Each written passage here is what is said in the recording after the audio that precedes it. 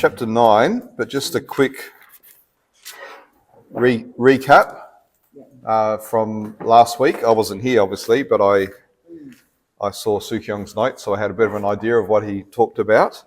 And he highlighted, the big chunk of that chapter was that prophecy from Jeremiah, wasn't it? The promise of the new covenant. And the three things that came out of that were, in the new covenant, there would be this internal transformation. So verse 10, he says, I will write my law on their hearts.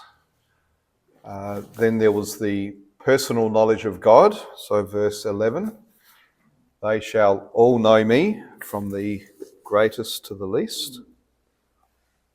And then the third one is complete forgiveness. I will remember their sins no more, verse 12. And I guess the emphasis there is on complete forgiveness in terms of once and for all, rather than having to, as we'll see tonight, having to come back again and again and again with the repeated sacrifices, because in the new covenant, the atonement for sins is complete and total. And Sukyong also talked about the covenant, the nature of the covenant. So through the Bible, the various covenants are experienced by human beings like separate covenants, but in actual fact, they are more like steps in a progressive revelation of the one covenant, the eternal covenant. So if we think of, we'll be talking tonight about the heavenly realities and the earthly shadows, and how what is played out on earth is the shadow or the symbolic representation of the realities that are fulfilled or found in Christ. But if we think of that in terms of the covenant, so there's this eternal covenant of redemption. That's what theologians have described it. There isn't that phrase in the Bible, a covenant of redemption, but it's understood when we look at how the Father, the Son, and the Spirit are spoken of in their actions and their relationship with one another. There's this understanding that even before creation, there was this, as I've got there, the Father's plan to send the Son into the creation to redeem sinners and form a Spirit-filled people for the praise of His glory. So that's the plan of God. You could say the reason why God created the world in the first place was that He would have a creation in which there would be creatures made in His image, who would have a relationship with Him, who would glorify Him. And part of that plan was that the Son Himself would step into that creation, become one of these creatures, redeem sinners, and form a people for Himself. So if we think of the biblical story, the first covenant was actually what theologians call the covenant of creation. And again, the word covenant isn't used in Genesis with creation, but again, the way it's described is a covenantal picture. So God makes humanity in His image, and the blessing, when God blesses humanity and says, "Be fruitful, multiply," that's actually covenant language, because covenant means blessing. The blessings of the covenant, so that's God's part of the covenant, is He creates and He blesses, and then humanity's part of that covenant is to obey His command to fill the earth and have dominion over the earth. How we know that was the the covenant that was broken when Adam and Eve sinned. Sin came into the world, the world was corrupted, and then God's covenant of redemption was set into process, into action. So there's the covenant with Noah at the flood, and in that, if you know the story, God pledges to bring restoration and justice to the world. So God's conversation with Noah after Noah had offered the sacrifice is about justice. So God promises that never again will a flood destroy the earth. But then he also gives Noah instructions, and it's about justice. So he talks about, there will be justice or vengeance when people shed the blood of others.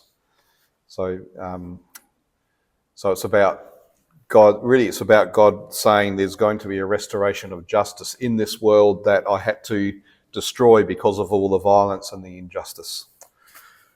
Abraham, the covenant, the sign of that covenant was circumcision. And, we know the promise. He promises to bless all nations through Abraham's offspring, who will be given a land as their inheritance. So that's the Abrahamic covenant. Then we have the Mosaic covenant at Mount Sinai. God provides the law with worship regulations and the tabernacle. And they are a pattern of the redemption that will come through Israel to bless the nations. What's the next covenant? Anyone know? One more in the Old Testament. David, yes. So when David says, I'm going to build a house for the Lord, and the Lord says, no, you're not. Your son will do that. I'm actually going to build a house for you. So God promises that a son of David, the kingly, priestly Messiah, will be the one who will accomplish the work of redemption. So see, each of these, what we call covenants, are really a expansion or a progressive unveiling of this one plan of God that's always been in place. Then we come to the new covenant, which we're told in Hebrews is the completion. Everything is now complete. Jesus fulfills all of the promises of the previous covenants. And but he also makes the heavenly reality and the earthly expressions, the types and shadows, he actually brings them together and makes them one. So in the new heavens and the new earth, there'll be no more types and shadows, no more symbolism needed, because everything will be complete and will be in the full presence of God. We won't need those symbolic things to teach us about God. So that was all all to do with a recap. Now we'll go into chapter 9. So if someone could read for us just the first 10 verses of chapter 9, please.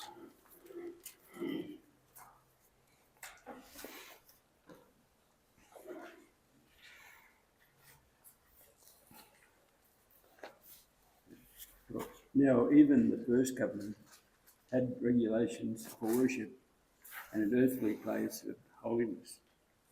For a tent was prepared, the first section, in which there were the lampstand and the table and the bread of the presence. It is called the holy place. Behind the second curtain was a second section called the most holy place, having the golden altar of incense and the ark of the covenant, covered on all sides with gold, which were the golden curtains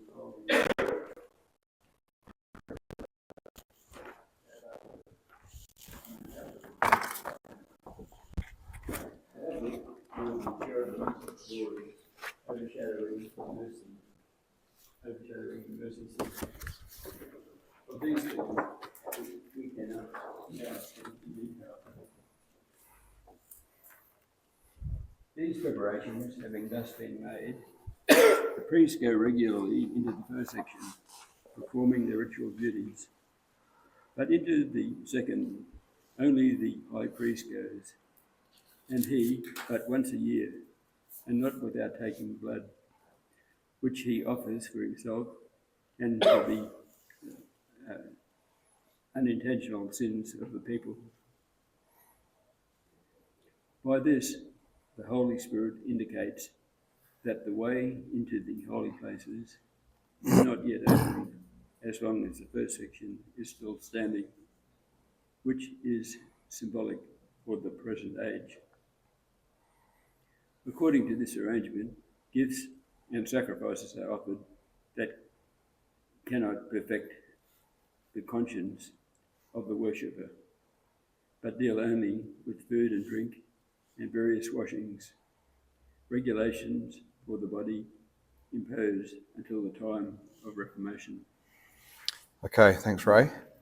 So this first section really describes the earthly shadows and types which were put in place under that first covenant, which we'll see, he says, is this present age. We'll get to what he means by that in a moment. But he starts by describing the earthly place of holiness. So see how verse 1 says the first covenant had regulations for worship and an earthly place of holiness. And then he starts with the second, the place of holiness. So the tabernacle design, which is there in detail in Exodus 25 to 27. We won't read that because it's 3 chapters. But if and God said to Moses, make sure that the tabernacle is exactly as I describe it to you, because every aspect of the design of the tabernacle was meant to communicate something about the heavenly realities that it was symbolizing. The tabernacle was echoing Eden, and even that was in its design. So all of the curtains that formed the walls of both the outer courtyard and the holy place were all embroidered with images of cherubim. So the cherubim were these fearsome creatures, half animal, half human, or a composite of, like a lion with an eagle's head or wings, that kind of thing. And they were like guarding the holy place. So that's reminiscent of Eden. When the man and woman were thrown out of Eden, the cherubim were placed there to guard it, to keep them out, because they were unholy and were unable to come back into that garden. So it was Eden was a place of communion between God and man. We see that in Genesis 2. And in that sense, it's a bridge between earth and heaven, or a portal. That is where heaven and earth met. So to come into the holy place was like symbolically going back into the Garden of Eden, back into the presence of God. So to approach the holy place, and we saw this a couple of weeks ago, two things must take place. As the priest comes in that gate, which is facing east into the outer courtyard, there must be atonement for sin. So the priests would actually have to make an offering for their own sin before they could even make an offering for the sin of the people. And that was there as you walk in the gate. And then the next thing between the altar and the holy place is the bronze sea full of water, and that's where the priests would have to wash themselves. So that's sending a message, isn't it? That in order to come into God's presence, your sins must be atoned for, and your uncleanness must be washed away. You must be made clean before you can then go into that first curtain into the holy place. So in the holy place, we're told, there were two key objects. The first section, he calls it, in verse 2. There's the lampstand, which again is reminiscent of Eden, because it's a tree with 7 branches, And the cups holding the lamps are actually flowers, like almond blossoms. So it's symbolic of that tree of life that was in the Garden of Eden. And the flames on the top of each branch were to be kept burning continuously because they symbolise the life-giving presence of God that was there in the garden. And then there was the table with the showbread. So 12 loaves, one for each tribe of Israel, representing the nations of Israel. But the bread is in there because part of a covenant, if you made a covenant with someone, when it was all sealed and confirmed, you would then sit down and you would eat together to express your fellowship. So the table of showbread is representing the fellowship, the communion that Israel can have with God as he's dwelling amongst them. So that's the holy place, the first section.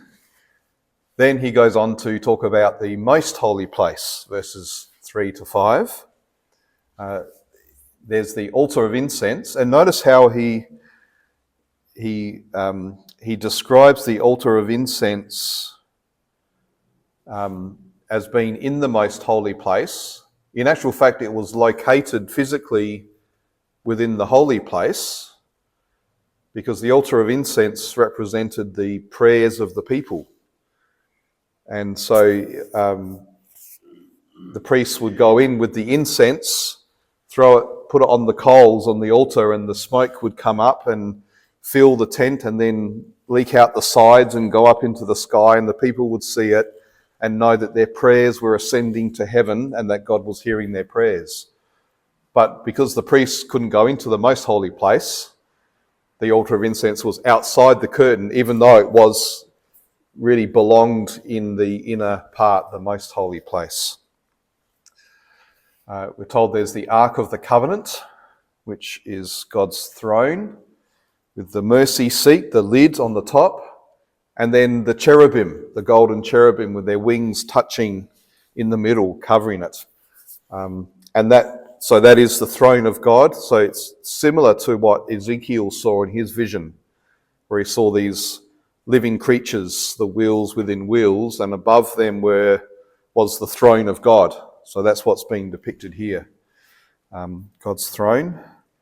We're told that in there were three things in that box: the urn with the manna. Remember the lesson that Israel was to learn from the manna, Deuteronomy 8:3. Anyone know it?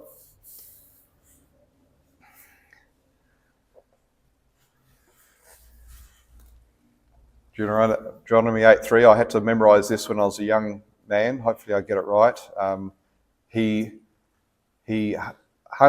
caused you to hunger, and then he fed you with bread that neither you nor your fathers had known, in order to teach you that man does not live on bread alone, but on every word that comes out of the mouth of God. Yes.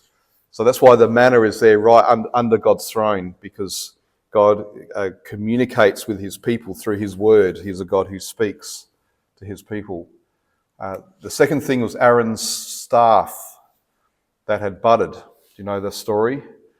As they were in Numbers, as they were wandering through the wilderness, there was a challenge to Aaron's role as the priest, and well, actually Moses and Aaron. People said, who says you get to be the priest? Why can't we be the priests? And so Moses says, right, we'll get a staff, one for each tribe, and we'll put it in the tabernacle, and then we'll come back, I think it's the next day, and we'll have a look. And Aaron's staff had budded to show that it was his house, the tribe of Levi, and his house that was to be the priest. So having that staff there is symbolic of the fact that there will always be a high priest in the presence of God on behalf of the people there.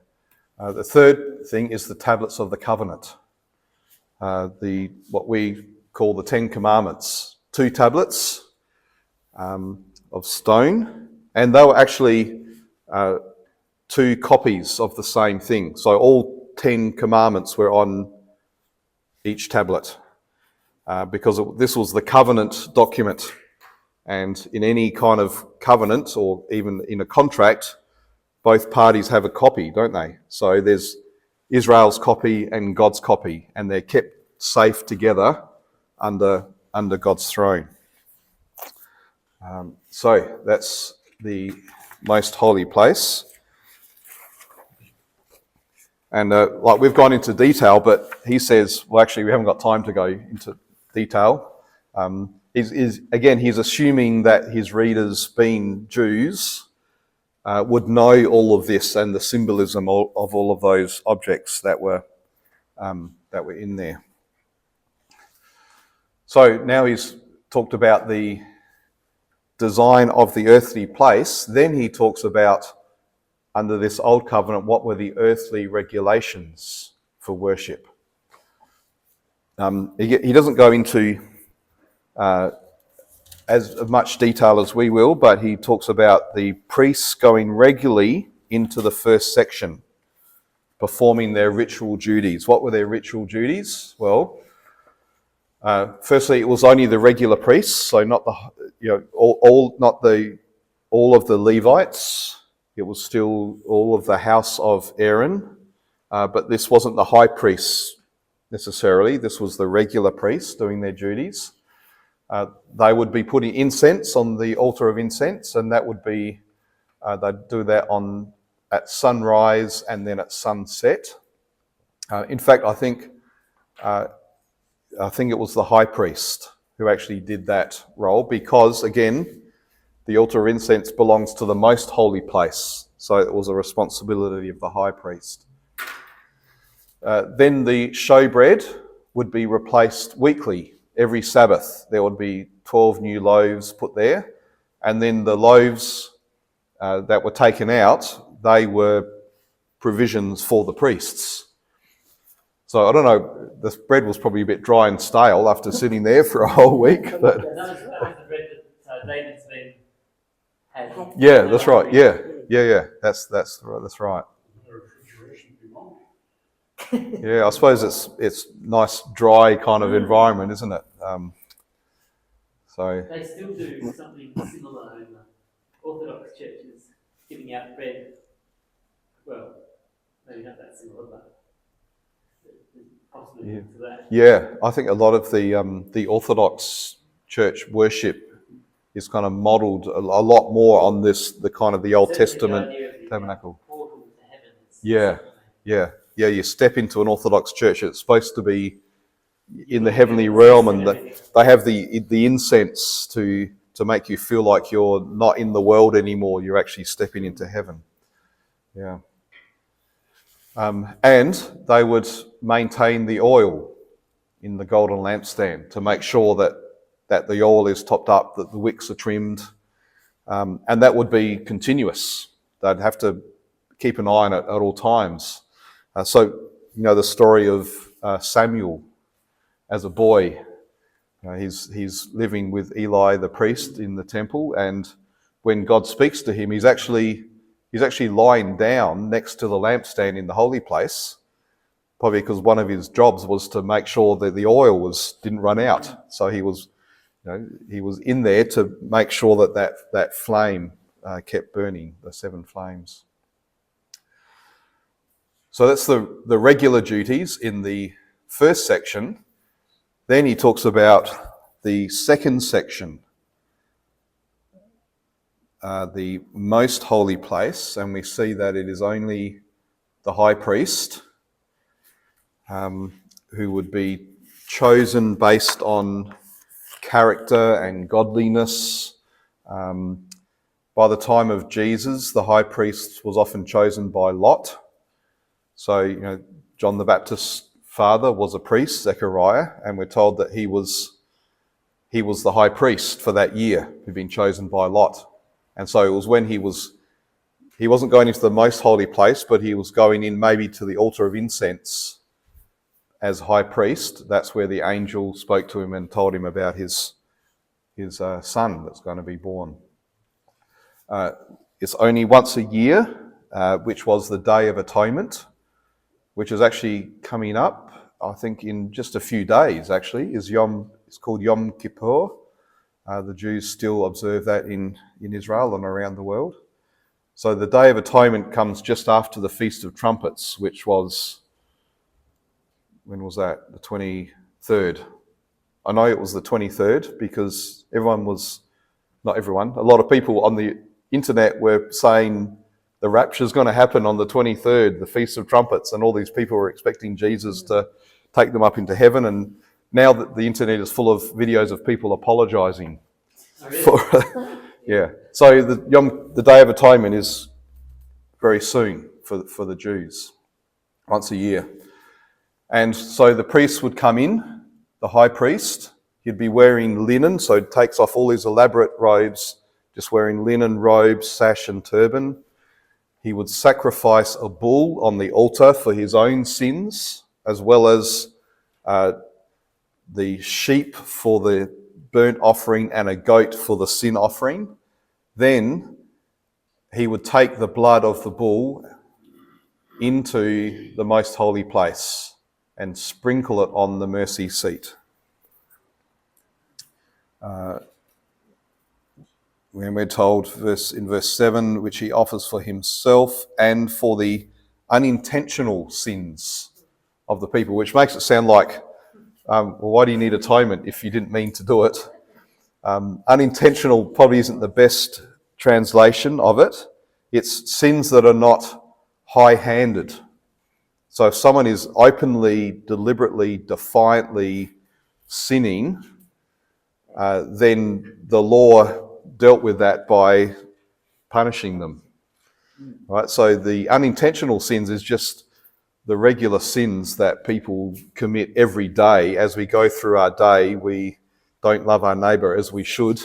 We're constantly sinning, and the Day of Atonement is to atone for those sins, which is interesting, isn't it? You've got to wait a whole year for this once a year ritual to give you the assurance that all of your daily sins have been atoned for. Now, how does this all symbolise the limitation of the first covenant? So verses 8 to 10. Well, we're told that about the place, verses 8 to 9. Well, we're told that there are these separate sections, the first section and the second section. And so the presence of God is symbolically right there in the holy place, but it's separated from the people by actually 3 curtains. The outer curtain, then the curtain into the holy place, then the curtain into the most holy place. So these separated sections show us that there's limited access to God, to God's presence. Even though God is dwelling amongst his people, yet he's still hidden. People can't just walk into God's presence. It has to be through this elaborate ritual, through the priests. And limited in time and person, so only the priests could go in, but also, once a year. Only once a year, one man could go right into the very presence of God and stand before his throne. We're told that this is symbolic for the present age. Now, what he means by that is the present age for him who's writing and his first readers. So, which is about somewhere in the early to mid-60s. So that's while the temple is still standing in Jerusalem. So what he's referring to, the present age, is this time of the first covenant, when God is known through worship regulations and through this earthly place of holiness. So what we call basically the Old Testament. Now, anyone know the date roughly that first covenant began? Any guesses? The Moses or the... Yeah, the Mosaic covenant. It was around 2000 BC. Abraham was around 2000. Yep, and the date that Israel came out of Egypt and were at Mount Sinai was around 440 1440 BC is when that began. And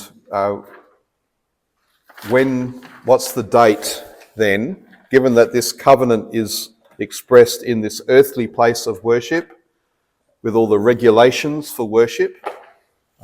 Any ideas on when that first covenant came to a conclusion, to an end? Well, the temple was destroyed in 70, but Yeah. So if we're thinking of the old covenant or the first covenant being defined by the presence of the earthly place and the regulations of worship, that all came to an end at 70 AD when the temple was destroyed. The priests were slaughtered, and ever since that time there's been no temple and there's been no priesthood and no sacrifices for Jews ever since. So we talk about the temple being destroyed. We probably should think of it in terms of the temple being removed, that was actually an action of God to say, beyond a shadow of a doubt, this old covenant structure system has finished and I'm actually going to remove it. So, there's people are saying, the Jews are trying to rebuild the temple on the Temple Mount, but I don't think that will ever happen. In fact, if they are to build the temple on its original site, they would have to first destroy the mosque, the Dome of the Rock, because that's actually built on the actual spot that the temple should be. So you can just imagine what would happen if Jews came and destroyed that mosque on the Temple Mount in Jerusalem. I don't think they'd get a chance to rebuild a temple in its place. You can imagine the war that would break out there. We shouldn't restore God, though. I mean, if that's God's intention. If it's God's intention, but I don't think there's anything in the Bible that tells us that's his intention. Ezekiel had the big vision of the temple, but that was during the exile, and after that they came back and built a temple. So that's right. And if you look at Ezekiel's temple, the temple itself is, the measurements of the temple are basically the size of a city, and the design that Ezekiel sets out is completely different to what the second temple looked like, and so I think some Jews are still waiting for the day when they will see Ezekiel's temple being built in Jerusalem. Anyway, but so that happened at 70. But when did the new covenant begin? When was the new covenant established? Jesus, when Jesus sat down with his disciples at the Passover and said, this cup is the new covenant in my blood. And then he went and was crucified. So the new covenant began in the year 30 with Jesus' death and resurrection. And that's what we're living in now. The new covenant, God is now known, not through the temple and the priests, but through Jesus, the Son, who's the priest and the king. And that's what the writer means when he talks about the time of Reformation. So see that the writer of Hebrews and his readers were living in this, in between, this overlap of what they knew as the present age and the time of Reformation. We now call it the old age, and we're now in the new age. And it's interesting, isn't it, that it's 40 years from between the first covenant the new covenant being established and the old covenant coming to an end. And when Jesus was talking about the destruction of the temple, he said, this generation will not pass away until all these things take place. So 40 is significant often in the Bible, isn't it? Because it symbolises a generation. The 40 years was the time it took for the generation that came out of Egypt to die before they went into the Promised Land. So there's significance there in the timing of that. All right, we'll keep moving. So he's talked about the place, the inbuilt limitations of the place, but then the inbuilt limitations of the regulations, verses 9, second half of verse 9 and verse 10. He talks about the gifts and the sacrifices. What's the limitation of the gifts and the sacrifices? They cannot perfect the conscience of the worshipper.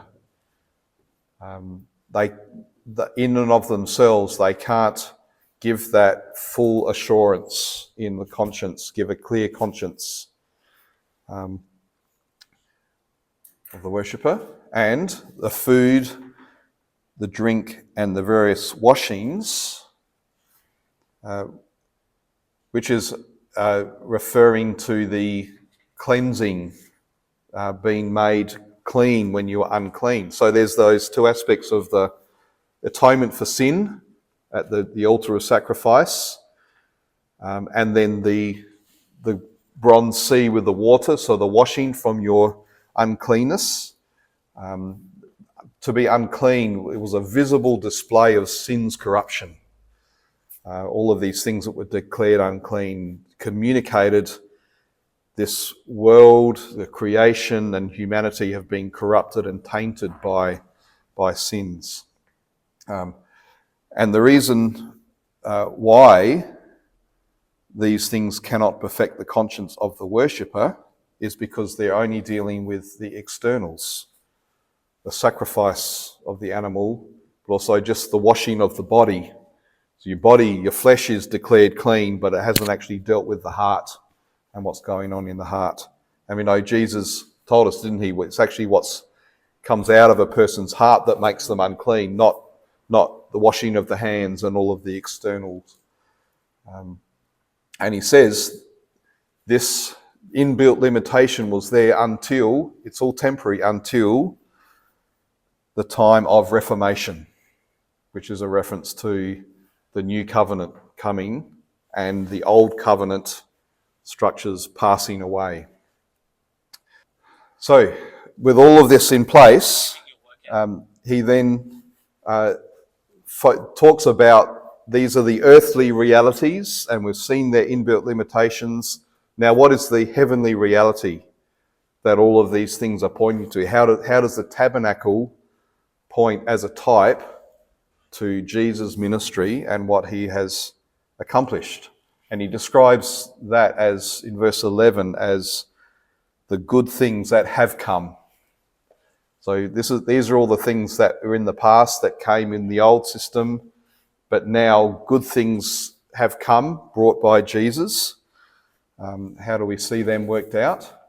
Well, that phrase is highlighting the first covenant is now in the past, because we've got these. It's not saying the first covenant was bad, but how much better now is what we've received through Christ. How did the tabernacle foreshadow Jesus' work? Well, in this earthly, heavenly symbolism, what would you say the outer courtyard represents when we think of the ministry of Jesus? What do the outer courts represent, would you say? Everybody, Jews and Gentiles. Yeah, Jews and Gentiles and the earth, the creation, isn't it? Yeah. Because that's where all the sacrifices and all these things took place, in the earthly realm, within creation. What about the holy places? What do the holy places represent then? If the outer courts are the earth or creation, the holy places then represent the heavenly reality. So what's going on in there is an image of Jesus' ministry in the heavenly places. So, given that, then, again, thinking of how this all symbolises Jesus. So Jesus has come from the heavenly places. He's come into the earthly realms, into creation. The altar of sacrifice, what does that then represent?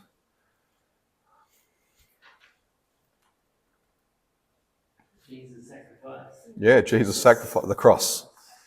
So every time an animal was sacrificed on that altar, thousands and thousands and thousands of animals, it was a picture of the once for all sacrifice that was yet to come. Jesus is the fragrant offering and sacrifice to God. Yeah, that's right. So the cross, his death and resurrection was foreshadowed by what took place there on the altar of sacrifice. So now Jesus has entered into heaven. So he's the high priest who's gone through the altar of sacrifice, not to sacrifice for his own sins, but to make a sacrifice for our sins.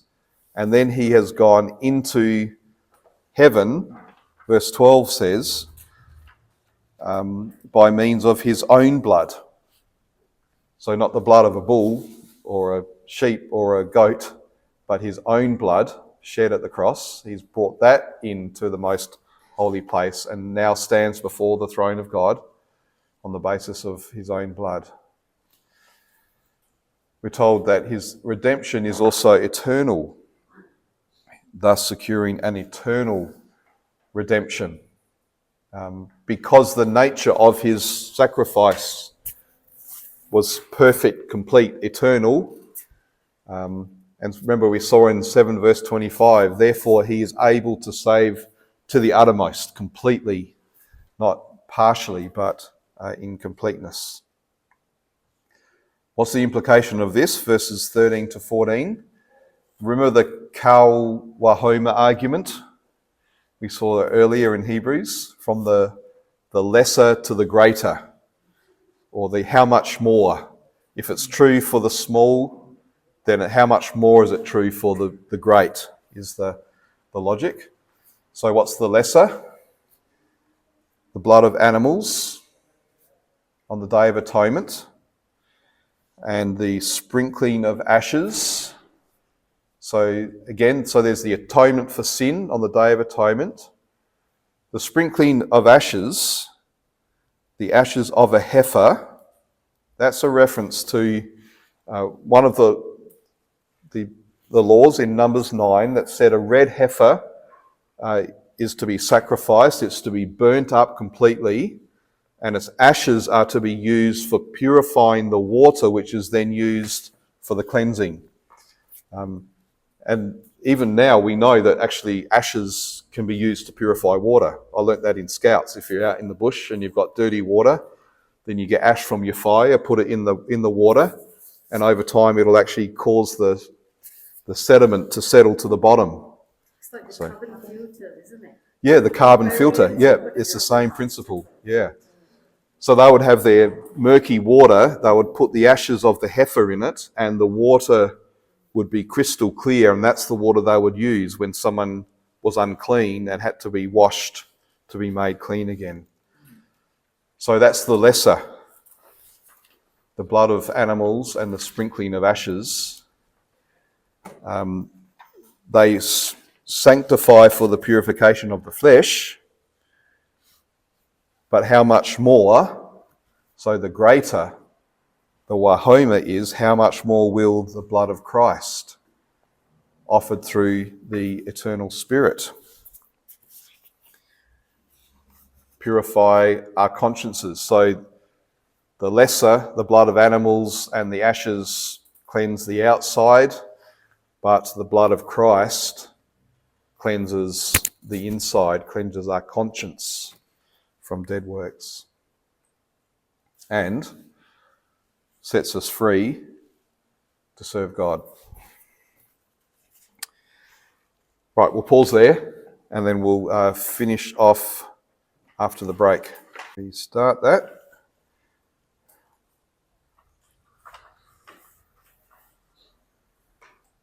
So now this should have happened as we were working through that. So the outer courtyard represents earth, the most holy place, heaven, the presence of God, and the altar of sacrifice represents the cross of Jesus, and Jesus now has gone into So the writer of Hebrews talks about Jesus passing through the heavens or going into the heavenly places on the basis of his own blood. All right, let's read the next section. Verses 15 down to 28. Can someone read that for us? Okay, so in this section, the writer, goes into more detail about the role of blood in sealing the covenant. And he talks about, again, the old covenant and the new covenant and how both are sealed by blood. And what we need to understand is the relationship between blood and death. So verses 16 to 17 talk about death. Leviticus 17:11 talks about the life of the flesh is in the blood. And so really the Bible uses blood and death in a sense almost synonymously. So if someone says, I have blood on my hands, what they're saying is, I've killed somebody or I'm guilty of someone's death. Because the life of the flesh is in the blood. So if all the blood, the sacrifice would be cut in the throat and all of the blood would be drained out of the animal before it was then cut up and actually put on the altar. So the blood testified to the death of the sacrifice. It was the proof that this sacrifice is dead because all of the life has been drained out of it. So in covenants, there was always the death of an animal. Animals were slaughtered. So Genesis 15, what that picture depicts is when Abraham was told by God to get these animals and to cut them in half and to lay them out in 2 rows. And then Abraham was put into a sleep and he saw the torch and the fire pot pass through the carcasses of these slaughtered animals, representing God himself. So in the formation of a covenant, there must be the death of an animal and its blood must be shed. That's why circumcision was the sign of the covenant with Abraham, because it involved the cutting of the flesh, which caused the shedding of blood. So that's what that symbolized. When he talks about a will in verse 16, where a will is involved, the death of the one who made it must be established. It's actually in the Greek, it's actually the same word that's used at the end of verse 15 for covenant. It's diatheke, which is the Greek word for covenant. The reason the ESV has translated as will is because I think the translators were trying to work out what the writer is trying to illustrate. That word diatheke is the word in the Greek Old Testament that's used to translate the word for covenant. But in classic Greek, so the Greek used by people in New Testament times, that word was used most often to refer to a last will and testament. So, what I write, when I die, my estate goes to my sons or whatever. And so the reason they've translated it as will is because they're assuming the writer is using it in that classic Greek sense that he's talking about, last will and testament is only opened up and read when the person is dead. But I don't think he's actually saying that. I think he's referring to this sacrifice that is made in the formation of a covenant, because that sacrificed animal represents me. I'm basically saying I've made my promise in this covenant and this animal is slaughtered, and I'm saying, may what happened to this animal happen to me if I break my promise. So that's the pledge that God was making with Abraham. When God himself walked through these animal carcasses, he's saying, if I break my promise to Abraham, then this should happen to me. I should be slaughtered. And we can see how that foreshadows the cross, doesn't it? God steps into the place of the covenant breakers in Christ, and his blood is shed. So he receives the punishment we deserve for breaking the covenant, and he takes it upon himself. So in entering a covenant, in the sense I die. I die to my old identity. I die to my old alliances, my old arrangements. By coming into this new relationship, the old me is dead, symbolised by this animal. So that's what he's referring to here. The death of the one who made it must be established symbolically in the death of the animal that's killed as part of the covenant making process. So under the first covenant, verses 18 to 20, see how blood as the evidence of death, the death of the sacrificed animal, how it sealed the covenant. So we're told that he sprinkled the blood.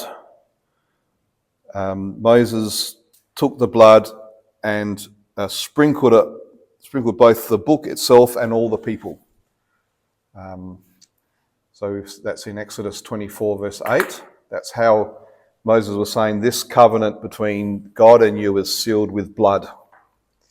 Sprinkled on the people. And then he went in and took the blood and he sprinkled it on every part of the tabernacle's furnishings. The tabernacle itself, all of those things we saw that were in the tabernacle were also sprinkled with this blood. Verse 21, the same way he sprinkled with blood both the tent and all the vessels used to worship. So blood as evidence of death seals the covenant.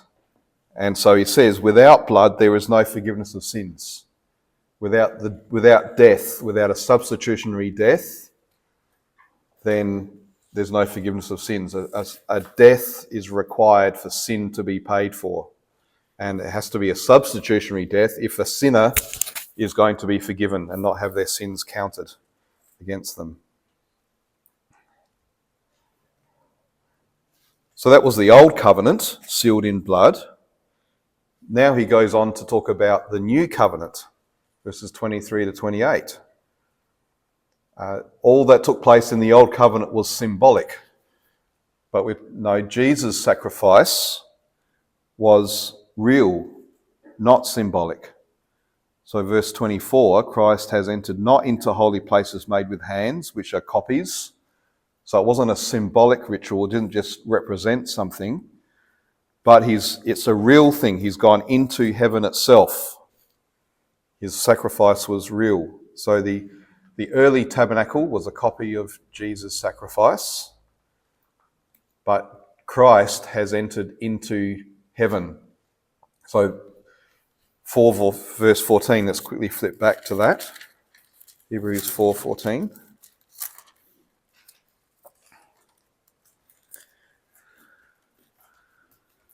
Since we have a great high priest who has passed through the heavens, Jesus, the Son of God, let us hold fast our confession. So really he's just unpacking what he said way back there in 4:14. Christ has gone into heaven itself to appear in the presence of God on our behalf as the great high priest. So what the earthly priests did symbolically in the old covenant, Jesus has now done in reality. So that's the first thing we see about the new covenant. The second thing we see is that his sacrifice was once for all and not repeated, verses 25 to 26. Because he went in with his own blood, we're told, he could sacrifice once and for all. So the earthly high priest had to repeat these sacrifices, day after day, week after week, Sabbath after Sabbath, year after year, these sacrifices again and again and again, because it was blood of animals. So an animal cannot fully represent a human being, cannot be a a substitute because it's just an animal, it's just a symbolic thing. But Jesus only had to do it once. Why?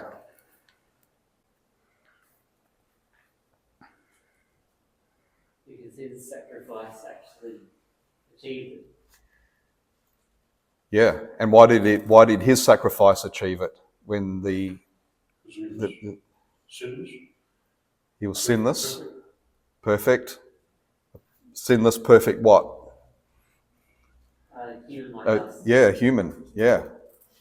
Because he was a sinless, perfect human being, so the blood of the sacrifice was his own. It was a human blood. So as he goes into the heavenly places with his own blood, and the blood speaks of his death, his evidence testifying to his death, he comes before the throne of God and says, I've died for these sinners, therefore their sin is atoned for. So, what does that then mean in terms of how Jesus has fully dealt with our problem? Verses 27 to 28. I've got that little chart there that we can fill out as we go along. So what are we told about human beings? Verse 27. So we're going to die once. And death, we know, is the wages of sin. So we die because we sinned. Human beings die because we're sinners. Then what happens?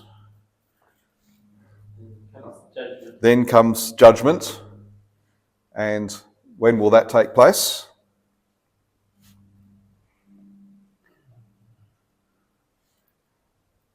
Well, it'll be when the whole world is judged by Jesus. And on that day of judgment, every human being will die because we're sinners, and then we'll stand before the judgment throne of God and face judgment and be called to account for every single thing we've ever done in the judgment. So that's our problem, that we're sinners, and so we die and we face judgment. What has Christ done, though? Verse 28. What are we told about Jesus? He died. He died how many times? Once. So we die once. Jesus was offered once as a sacrifice, so he died once. In order to do what? To bear our sin, to take our sin, to bear the sins of many. What does that then mean for the judgment?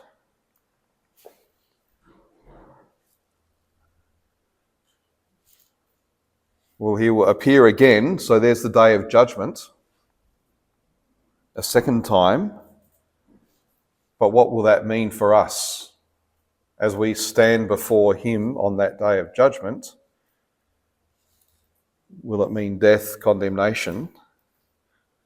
He comes No. to save us. He comes to save, not to deal with sin. So not to deal with sin, meaning not to punish sin that hasn't been atoned for or dealt with, but to save those who are eagerly waiting for him.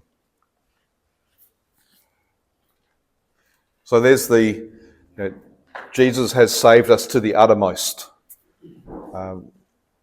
He's atoned for our sins, so we're forgiven now, but then on the day of judgment, his salvation comes right through to that day. So I guess the question for us then is, are we eagerly waiting for him for that time when he comes a second time? Because he's come to save those who are eagerly waiting for him. I guess that's another way of saying those who have faith in him. We're looking forward to his coming. The certainty of our hope in the light of what Jesus has done is that Jesus' sacrifice was sufficient and complete. Everything was done. So he is saved to the uttermost. Forgiveness is complete and full, with nothing lacking. We don't have to find another sacrifice to top up what Jesus has done. which means we have nothing to fear on the day of judgment. Remember it was back in chapter 4, where he talked about people who all their lives have been kept in slavery to the fear of death. Well, the fear of death is ultimately the fear of judgment, isn't it? Because every person knows in their heart, whether they admit it or not, that after death comes judgment. So some people might say, well, what I'm fearful about death is that I'll cease to exist. But I think deep down everyone knows, well, no, there's actually something worse than ceasing to exist. There's actually coming face to face with my Creator and being held to account for my sin. But Jesus' salvation being complete and full means we have nothing to fear on the day of judgment. Therefore, we can eagerly look forward to it. Occasionally I hear a Christian say, "Oh, I'm a bit worried about the day of judgment," especially this idea of everything we've ever done being exposed. How embarrassing is that going to be when everyone gets to see all my secret sins that I've committed over the years? But it won't be like that, will it, for us? Right? When our record is shown, it'll actually be Jesus' perfect righteousness given to us. So there won't be anything of our past or our sins or anything to condemn us that will be seen. The only thing that will be seen by those who have faith in Jesus is Jesus' own righteousness that's given to us.